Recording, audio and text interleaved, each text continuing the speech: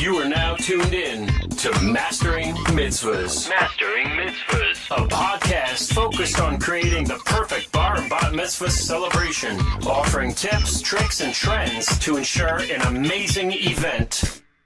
Mastering Mitzvahs. From New Jersey's own Explosive Entertainment. Explosive Entertainment. I know you're gonna dig this. And here they are, your hosts, Jordan Marshall and Mike Langsner.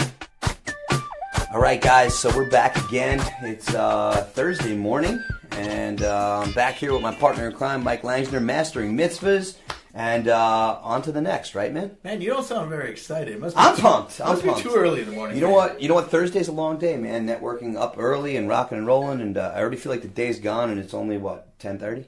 So it's 11:30. It's 11:30. See, I even missed an hour. That's it. It's crazy. So, ladies and gentlemen, we're at episode 11, Mastering Mitzvahs, and we're going to take a little twist. All of our other podcasts have been about planning a party and some tips and tricks to be a planner and to be a host. But today we want to take a different approach, and today we're going to do the approach of being a guest at a party. Yeah, you know what? Each and every weekend we go out and, we're in the grind and we're doing all different types of events. And I feel like it's something that comes across our plate so often.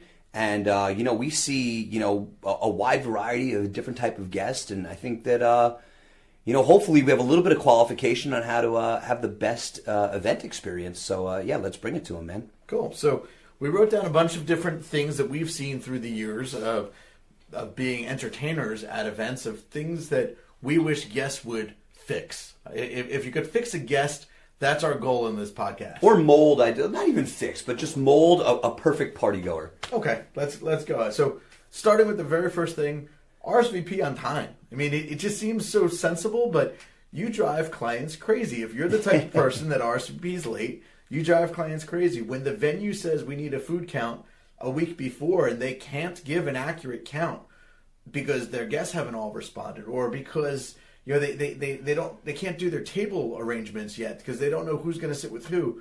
That's the reason for the RSVP. Correct. And also, guys, too, both Mike and I realize that it's a digital world and, everything's done media-wise or through social media and stuff like that. But, you have these incredible clients that take the time and, the dedication to put together a super dope invite, a bar bat mitzvah, even like a wedding or an event, a party, whatever they're celebrating. Take the time to actually respond back on the card, don't put it in a text, don't put it in an email, hey, I'm coming, LOL, BRB, and send, go through the motions. It's a really special day, and, attention to detail is huge, so definitely fill that out.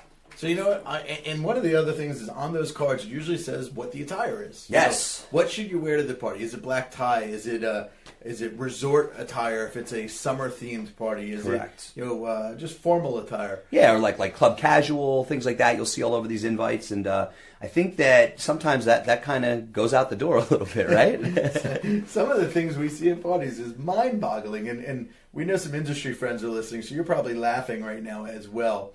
If you don't know what's appropriate or what falls under the resort attire or the formal attire, feel free to call or text the client, the person who invited you, a couple weeks before the party, and ask what's appropriate. Google it. Yes. You Google everything else under the sun. Be like, hey, what to wear to an outdoor wedding in June? If it's questionable, it's probably not right. It's always good to be overdressed than underdressed. You don't want to be that guy or that girl. Correct. We have a couple of those randoms that look like they snuck in off the golf course and like a wrinkled, polo and some Dockers and a pair of worn tennis shoes, and that's not cutting it. You don't want to be the only one dressed that way. If 150 guests have shirts and ties, then you should have a shirt and tie. 100. Attire, it's key. Yo, get suited and booted. Get dressed up. Look good, guys. It's fun. So continuing in timeline order, what's next would be ceremony and cocktail hour. Correct. Pay attention during your ceremony. Arrive on time. You can't stress the importance of that. Nobody wants to walk into the middle of a wedding ceremony or... Right. Again, there's an RSVP, there's a meet time or an invite time. Correct. And clients are usually pretty cool about setting the time on the invitation to be a half hour before the ceremony even starts. So that call time of 7 o'clock or 6:30 or whatever it is usually a half hour before stuff's going to happen. So if you're coming in late to that, you've already blown the entire time period away. So, try to stick to that. It's super important. Realistically, if you're going to be late for the ceremony, you probably should just miss it entirely and come for cocktail hour. That's it. Don't walk in the middle of ceremony. It's disruptive. How many times have we seen, Jordan, the bridal party lined up if it's a wedding or a mitzvah, and everyone's all lined up ready to get introduced, and then the doors open, and who walks in? It's the guest of honor. The late guests that are straggling in, wondering where their tables are and where's my seat, and it's a whole crazy kind of debacle. But preparation is totally key, and just try to obey those time constraints, and you'll be good.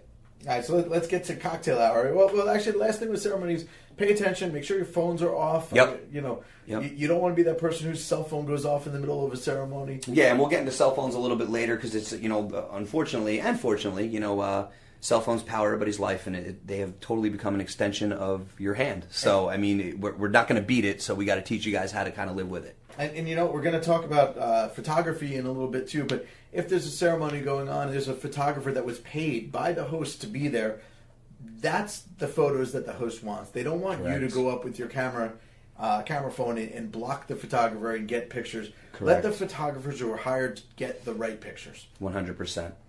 All right, so next in order would be cocktail hour. I'm a big believer that cocktail hour is really the opportunity that you should approach the host, the guest of honor, say hello, give your hugs and kisses and your congratulatory. Giving your gift, that's where you give them your gift. Hey, what's up? That's where you make your big entrance, so to speak. As a guest or as a host of a party, you've got a lot going on during the party, during the 4 hours of the reception. They will do their best to make their way around and say hi to everybody during the party, but use cocktail hour to show your face and say hello, but don't take up somebody's time. Don't have a 15 or 20 minute conversation with the guest of honor or the host, because they need to make their way around and talk to all of the guests. Correct. Or talking about like, oh my God, remember last week when we went out to dinner and Tommy said this, and it's all well and good, guys, and everybody knows that you have love for that, the guest of honor, the people that you're going to celebrate with, but like Mike's saying, time is of the essence. We have, any way you slice it, 5 to maybe 6 hours of putting somebody's love story, somebody's mitzvah development, somebody's development of this event that's taken so much time and effort into putting together. 5 to 6 hours, that's all we get. So, and it really ultimately it goes by so quick, right? It sure does. That's what every host says. They blink and the party is over. Yep. So let them maximize their time. Correct. Yes, you were invited. Yes, they want you to be a big part of their day, but you don't have to necessarily occupy their time that entire time. Oh, and you know what? And talking really quick, just to double back really quick on attire, just because I just thought about it. Something so simple, guys. If you're getting dressed and doing your thing, I know it's primarily a mitzvah-driven podcast, but on the subject of just a wedding, just in case, and this has happened 1,000,001 times. I know it sounds so crazy and so remedial. The bride is wearing a white dress for a reason, right? She's the standout. She's the look. She's what's up for the day. Don't wear anything white, guys. I don't care who you are, what you're doing. Whites, shades of whites, off-whites. It's not your day. It isn't. One day you will have one. Maybe you already did. Maybe you thought you should have done it a different way. It's all good. Maybe you even had 2. You might have had 2. And if so, hopefully we did both of them. So, at that point, just, again, make sure that you guys are, just think on your feet. A lot of it's common sense. So getting back on track. All right, so cocktail hour. We want you to drink. We want you to eat food. We want you to enjoy.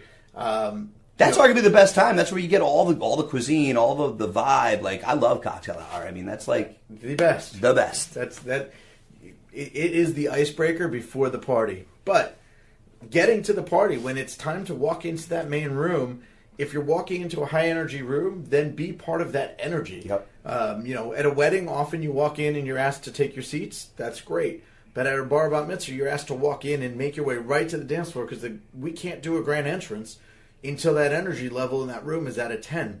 Correct. Now, and the other thing, too, is, guys, for everybody listening, don't get it twisted. Mike doesn't mean that you have to be up there and, all eyes on you and you're this amazing dancer all of a sudden when deep down you haven't danced a lick in your life, Like, what he's really saying is just be a part of the energy. So, don't be sitting in the back on your phone, sending a text or an email. Pay attention to what your event host is saying, and trying to paint a picture about this incredible day that's happening. If he's requesting everybody to rise up out of their seats and take 5 steps towards the floor as we get ready to clap our hands to introduce our bar mitzvah boy, do it. Just go with it, roll with it, be a part of it, and absorb the energy. We're designed to be an escape for that day. We're an escape for you, for your friends, your family members, these clients, to say, hey, whatever I got going on in my regular life that's crazy, nutty, wild, stressful, I'm leaving that for the next 5 or 6 hours. And I'm going to have a blast. I'm going to dance my butt off. I'm going to have some drinks. I'm going to see my friends. I'm going to have an awesome time. If you go with that feeling, the rest is gravy. Yeah, it really just comes down to listening and paying attention. Yep. Clients hired an MC or a host for the party for a reason.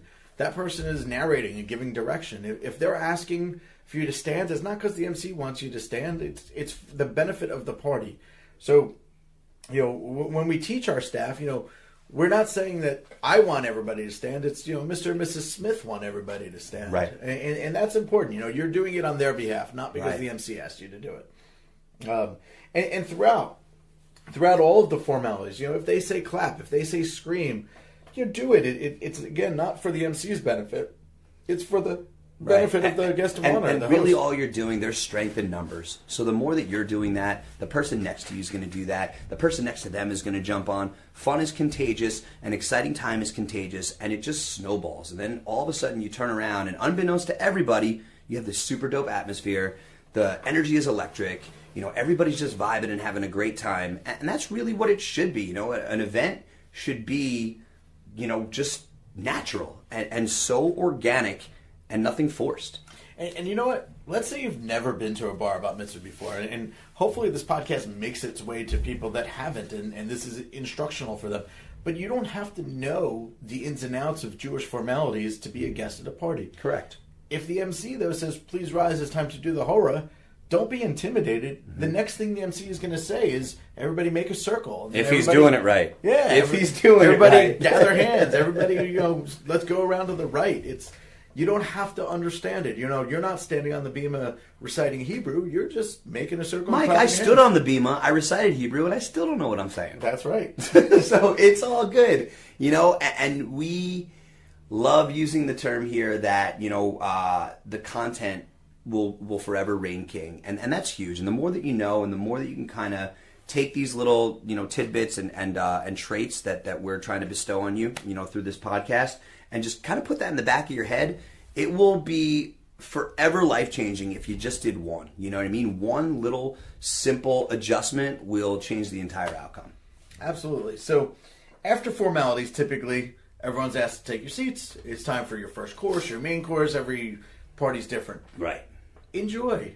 That's time to relax. That's time to have a conversation with your guests at your table. That's the time to run up and, hey, let's grab one for Instagram. Take a couple of things. That's where you get your selfies in. That's where you get all the organized chaos that we're pretty much, trying to advise you guys on. There's a time and a place. This is the time and the place right now. And I'm going to go back to my former life as a caterer, Jordan. One of the things that I'd like to stress as a caterer or banquet hall, manager. You guys forgot all about that from episode 1, right? Mike has a background in catering. If you're a guest and something's not right, your table was short one chair, right, or you are allergic to something on the salad plate, or whatever it might be, don't bother the host or hostess. Ask the waiter or waitress, or look for the captain or the manager of the facility. Right. It's usually pretty obvious who that person is. You don't want the host and hostess of the party stopping enjoying themselves to find out why you're short a chair. Such a great point. Simply enough, go find the manager. It's usually, a well-dressed guy in a suit, Huge. or, a woman in a dress. Find them, often they have a headset on, and say, hey, I'm at table 6, I'm missing a seat. Yep. They'll fix it. Don't stress the host and hostess. Such a great point, Mike. And actually, to piggyback off that, guys, if for some crazy reason you can't locate a member of the venue staff, ask your photographer, ask your videographer, ask your MC, your entertainment, any of the motivators that are out there. All of these pieces that are pieces of the puzzle that have been brought together to create this experience for the family. We're all a team. And if you know what, I take that back. If everybody's doing it right, and they're all kind of approaching the event for the client, then everybody's a team, and that's how it should be. And when you talk to them about it, they'll be able to help you out big time. And just like Mike said, extra stress on our clients and on your clients just makes them think about 1,000,001 things instead of just 1,000,000, and it can get really, really out of control really quick. So, keeping it kind of dialed in is definitely the way to go. So at a mitzvah, you're enjoying your first course. There's typically formalities. There's blessings of bread and wine. We want you to pay attention. If the MC says, "Ladies and gentlemen, I need your attention," silence in the room, please. Again, they're not doing it for their benefit. It's disrespectful to have side conversations go on when you've got a 13-year-old who's stressed as all could be. And 99 times out of 100, that 13-year-old has probably never done any form of public speaking really before, never spoke in front of that many people and friends, family members, people that he's never or she has never seen before. So it's a rough position to be in already as an adolescent. Let's talk about candle lighting ceremony, because candle lighting, there's generally 13 candles. If it takes 2 minutes per candle, which is about right, you're looking at 26 minutes that this 13-year-old or 12-year-old possibly is standing in front of the room talking on a microphone and asking for your respect. They've invited you, you RSVP'd yes. Be polite enough to pay attention. And 26 minutes is a long time. Some families are electing now not to do a candle lighting ceremony for that reason. And we too, as entertainers, we're always trying to streamline candle lightings, guys. We get it too. They're long. You know what I mean? Like I did one when I was 13 years old many moons ago, and it was any way you slice it, you're looking at 15 minutes, 20 minutes. You know what I mean? Like even if it's expedited. So we're with you on that, and we're trying to get through it without it feeling rushed, but expediting it as well. But how many times the guest of honor can't be heard because the side conversations in the room are too loud? If you have something that's so important, text the person at your table. Right. It's okay. That's the time that we're saying it's good to text. Or go step out of the room. That's perfectly fine too. Grab a friend that you haven't seen in a while. Go step out of the room if you want. Because what you guys also don't realize too, and just to piggyback on what Mike said, another great tip that he just rattled off.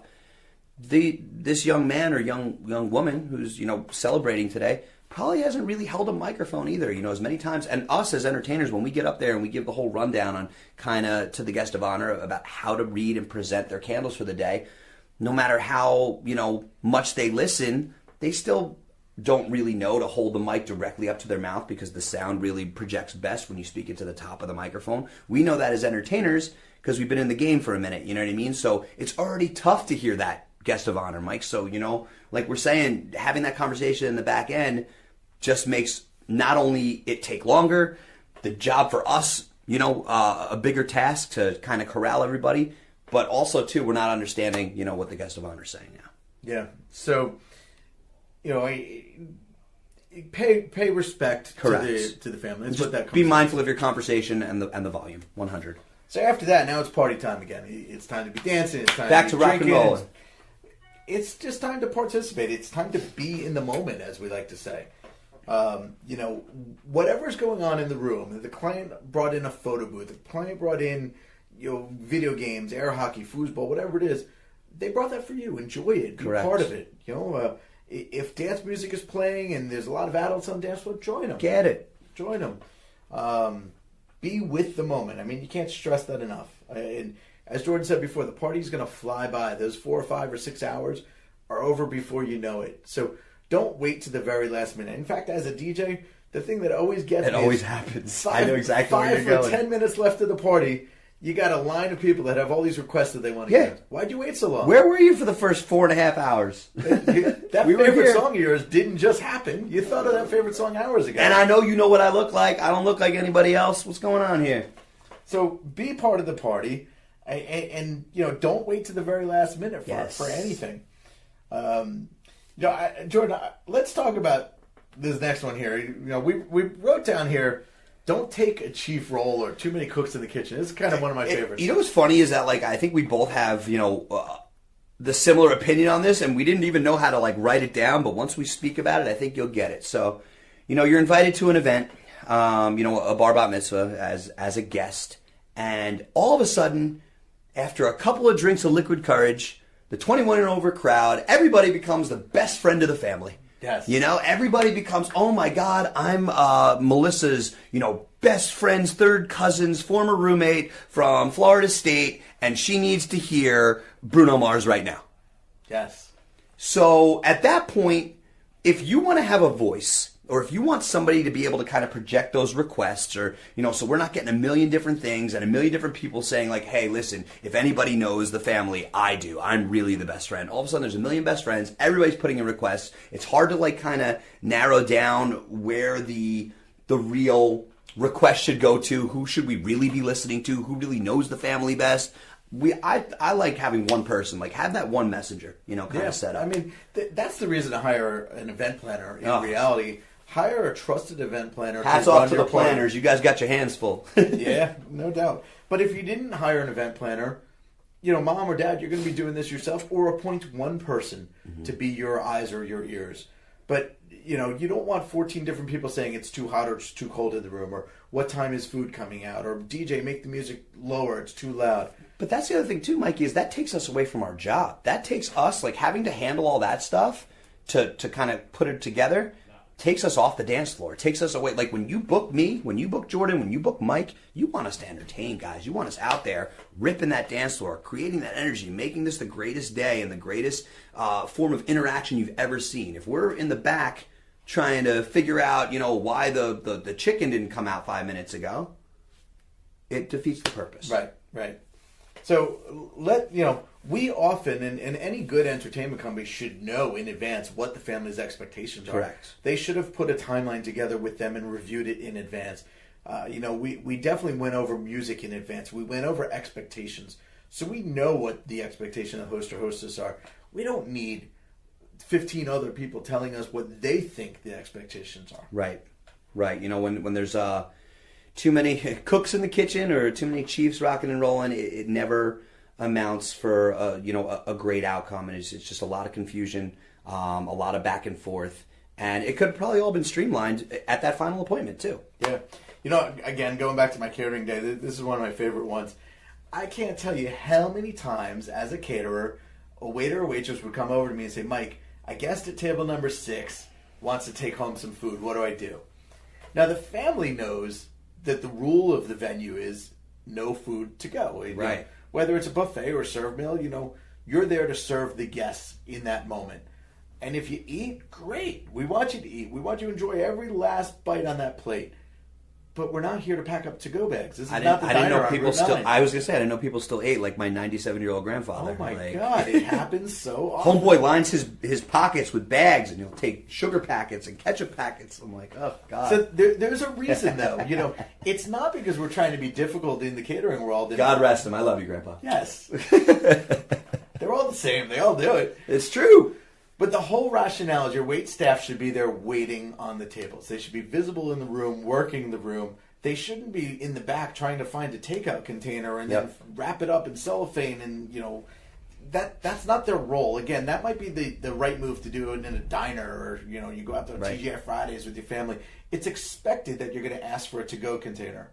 But in a banquet setting, it's not only... frowned upon. Yeah, 1,000%. Totally not even like proper party etiquette. That's why when you said that too, I was like, it was so crazy to me that like this still like happened, and it does. And listen, you didn't buy the food. The family bought the food. There's nothing for you to take home. Well, actually, it's funny that now that we're talking about taking things home, we didn't even write this down, but something that just popped into my brain: party favors. Yes. So as, mitzvah talent, we go out every weekend, and you guys know, other companies, if you're listening, and other events, if you've been there, the dance floor party favors, the LED wands, the hats, all the glow stuff, the sunglasses that go out on the dance floor. As a good guest, I promise you, our entertainers have been trained to make their way around the dance floor to ensure that everybody gets a little something to take home. We got to spread the love a little bit. You get a hat over here. You get a wand over there. You get a light-up bracelet over there. If Grandma or Aunt Ida comes over and she's like, hey, I need 4 light-up bracelets and 2 for my nieces who live in Colorado. I got to bring that home for them. This isn't, like kind of to go from five below over here. You don't just kind of pick it up and roll with it. We bring a lot of supplies. We it's do. Not an endless. And they're always back there. And then some of them will sneak in there, and they're like kind of rummaging through our stuff. And I'm like, you don't want to be rude, but at the same time, you're like, I promise you. I want to start slapping hands. Are you kidding me?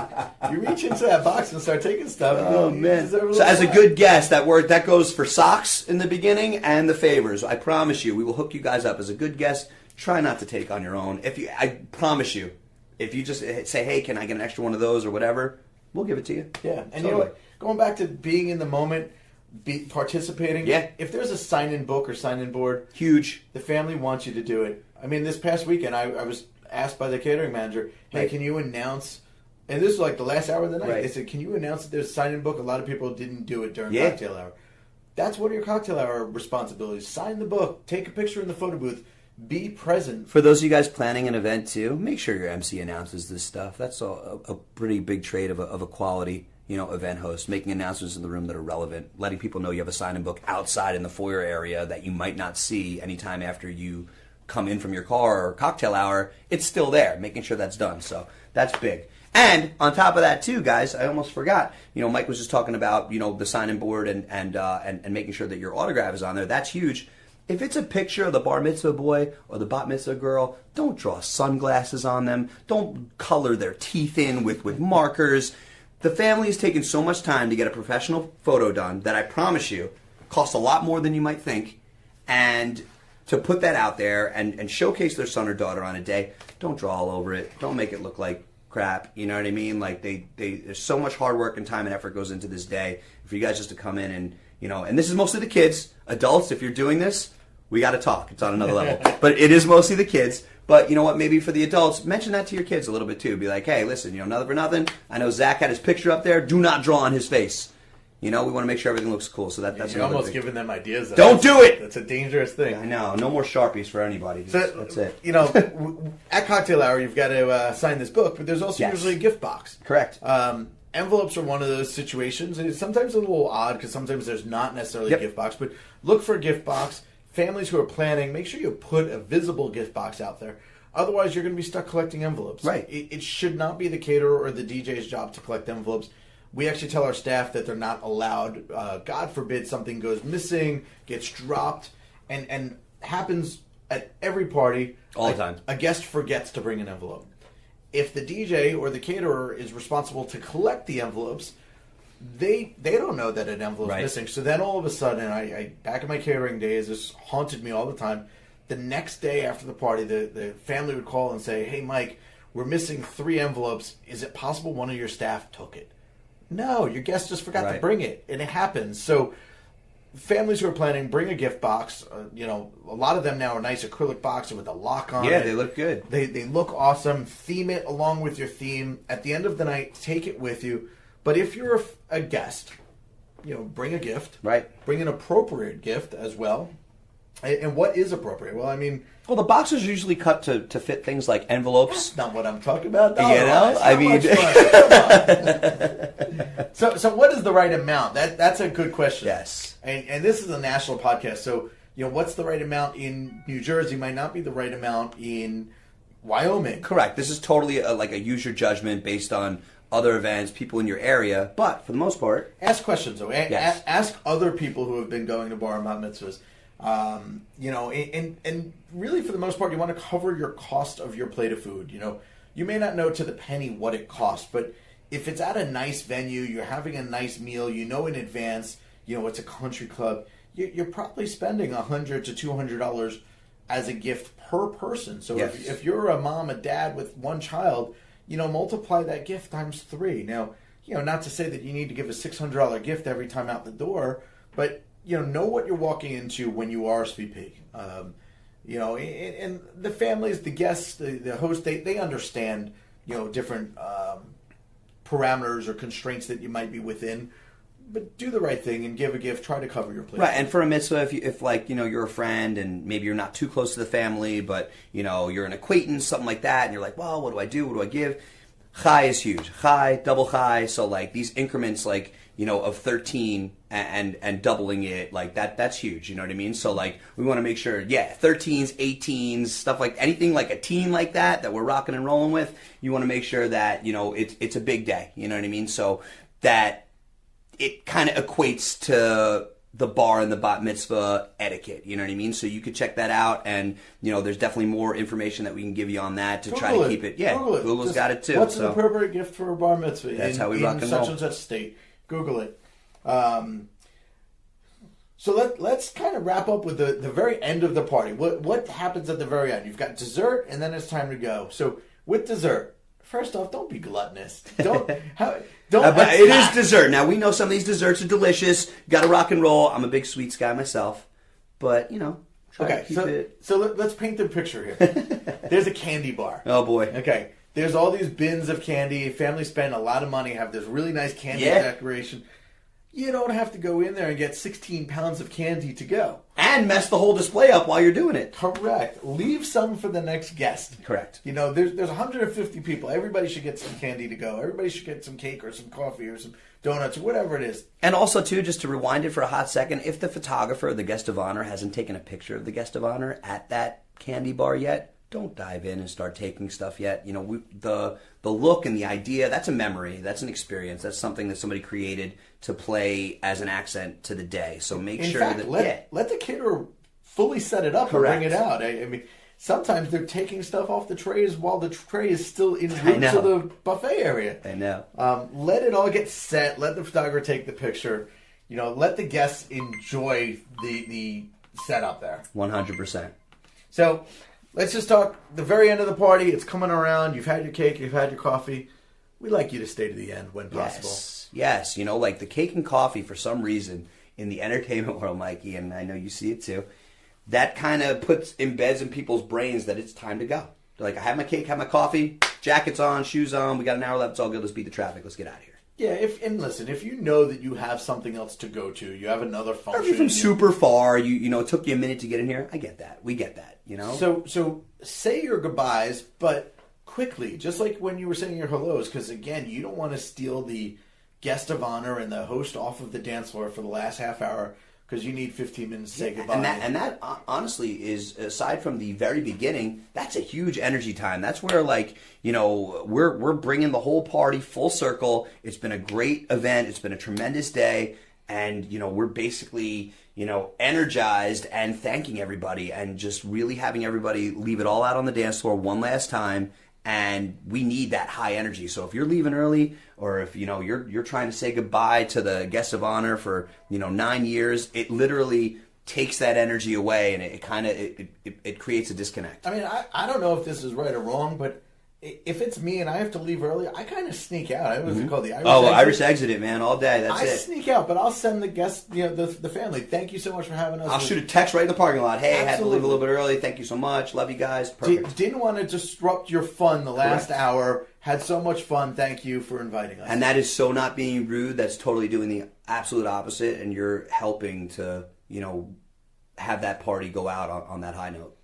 Absolutely. So I think we did it. I think we kind of gave our guests 30 minutes of real good, solid information on how to be a better guest. How to be a better guest. And you know what? If you don't listen to any of this, I don't know. Then we just say we got no hope. We tried our best, right? Absolutely. So we did set up a Facebook group. I think we mentioned it last week. Yes. Mastering Mitzvahs Facebook group. Make sure you subscribe, like the group. If you have questions about being a guest, if you have questions about planning a party, totally jump in there, respond. That's going to be our actual conversational platform where, from throughout the week, Mike, myself, and you guys as listeners too, we're going to put topics out there. We're going to throw, different statements and ideas and try to drum up some conversation. Let's, we want to get everybody's opinion regardless of where you're listening, or, you could be next door, you could be across the country. That's what it's all about. So, like Mike said, definitely subscribe to that Mastering Mitzvahs group that we have going on Facebook. And again, if you're not following this podcast yet, you can now check us out on all podcast platforms, right? Yeah, so Spotify, iTunes. Spotify and iTunes are the big ones. Our Anchor FM link that we will put in the description, so you guys can check that out. And remember, if you're looking for more information on our brand, it's xeevents.com. You can find all of our social media stuff through Explosive Entertainment. There's no E, it's just XPLOSIVE Entertainment. Jordan Marshall and Mike Langsner bringing you guys some more entertainment and bar and bat mitzvah awesome sauce this week. So thanks so much for listening and tuning in. Jordan, you became much more energetic when you first started this. You know what? As we start to talk and get the creative juices flowing, I get energized. I like it. So thank you for tuning in. We hope you enjoyed. And if you have any ideas or topics you want us to discuss, shoot us a quick message. We're happy to adjust our format and jump in and respond to any questions and ideas. Totally. And if you're celebrating something this weekend or going out to any mitzvahs, mazel tov to whoever you're rocking and rolling with. And hopefully we'll see you guys this weekend. And if not, we will definitely be speaking with you next week. Mastering Mitzvahs, and we'll catch you next time. Later.